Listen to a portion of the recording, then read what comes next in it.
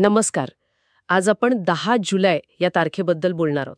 म्हणजे आपल्याकडे जी माहिती आहे त्यानुसार हा दिवस बऱ्याच गोष्टींसाठी महत्वाचा दिसतोय. हो, नक्कीच. 10 जुलै म्हटलं की अनेक ऐतिहासिक घटना आहेत, काही महत्त्वाचे जन्म आहेत आणि काही विशेष दिनसुद्धा. तर एकंदरीत बरीच माहिती आहे या दिवसाविषयी. सुरुवात कुठून करायची? इतिहासापासनं? हो, चालेल.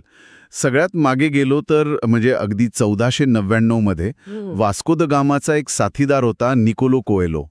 तो याच दिवशी भारतातून लिस्बनला परत गेला. अच्छा. म्हणजे युरोपला कळालं की हा सागरी मार्ग यशस्वी आहे. अगदी.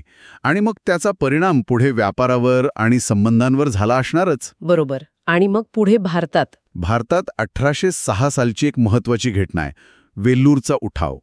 वेल्लूरचा उठाव. ब्रिटिशांविरुद्ध भारतीय शिपायांनी केलेला पहिला मोठा उठाव मानला जातो, म्हणजे 1857च्या आधीचा. म्हणजे त्याची एक प्रकारे नांदी म्हणता येईल. हो, तसं म्हणायला हरकत नाही. मग 20व्या शतकात आलो तर 20व्या शतकात बऱ्याच घडामोडी आहेत. 1940 साली दुसऱ्या महायुद्धाच्या वेळी 10 जुलैला बॅटल ऑफ ब्रिटन सुरू झालं. म्हणजे ब्रिटनवरचे ते मोठे हवाई हल्ले. हो, जर्मनीने केलेले. युद्धाला कलाटणी देणारा तो एक महत्वाचा टप्पा होता. आणि मग पुढे 1947 साली 1947ला भारत-पाकिस्तान फाळणीच्या संदर्भातली घटना. मोहम्मद अली जिन्ना पाकिस्तानचे पहिले गव्हर्नर जनरल झाले. अच्छा. पण या दिवसाचं महत्त्व फक्त युद्ध किंवा राजकारण नाहीये. म्हणजे तंत्रज्ञान पण आहे का? हो, नक्कीच. 1962 साली जगातलं पहिलं सॅटेलाइट टीव्ही प्रक्षेपण याच दिवशी झालं. अरे वा. म्हणजे अटलांटिकच्या पलीकडे सिग्नल पाठवला गेला. हो, अगदी. आणि मग आपल्यासाठी म्हणजे भारतासाठी 1992 साल महत्वाचं ठरलं. आपला स्वदेशी इन्सॅट 2A उपग्रह 10 जुलैलाच प्रक्षेपित झाला. खरंच दूरसंचार आणि हवामान या सगळ्यासाठी महत्वाचा टप्पा होता तो. बरोबर. आणि आंतरराष्ट्रीय स्तरावर पण एक महत्वाची घटना आहे. 1995 मध्ये आंग सान स्यू की, म्यानमारच्या नेत्या. हो, त्यांची जवळपास 6 वर्षांच्या नजरकैदेतून सुटका झाली होती याच दिवशी. किती वेगवेगळ्या घटना आहेत नाही. आता थोडं व्यक्तींकडे वळूया. वाढदिवस वगैरे. हो, क्रीडा क्षेत्रातलं मोठं नाव म्हणजे सुनील गावस्कर. Little master. त्यांचा वाढदिवस आज. हो, 1949 साली 10 जुलैला त्यांचा जन्म. आणि अमेरिकेचे टेनिसपटू आर्थर ॲश यांचाही जन्मदिवस आजच, 1943. अच्छा. आणि साहित्यात G.A. कुलकर्णी, मोठे कथाकार, 1923 साली त्यांचा जन्म. हो, त्यांच्या कथांचं एक वेगळंच विश्व आहे. आणि पद्मा गोळे, कवयित्री, त्यांचाही जन्मदिवस आजच. हो, पद्मा गोळे 1913, राबी जोशी 1903 हे पण याच दिवशी जन्मलेले. आणि सामाजिक क्षेत्रातलं एक महत्वाचं नाव डॉक्टर रजनीकांत आरोळे. अगदी. 1934 जामखेड मॉडेलमुळे ते जगभर ओळखले जातात.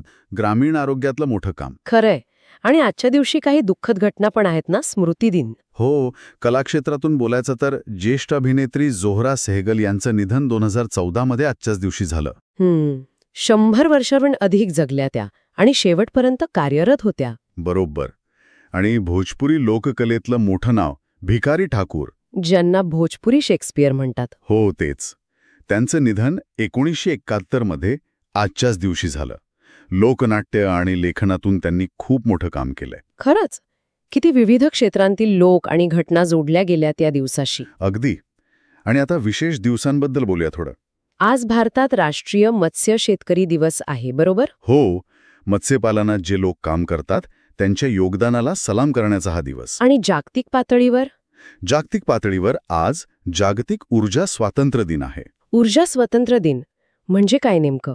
याचा उद्देश आहे की आपण अपारंपरिक ऊर्जा स्रोत वापरावेत, म्हणजे सौर ऊर्जा, पवन ऊर्जा. अच्छा, म्हणजे जीवाश्म इंधनावरचं अवलंबित्व कमी करायचं. अगदी.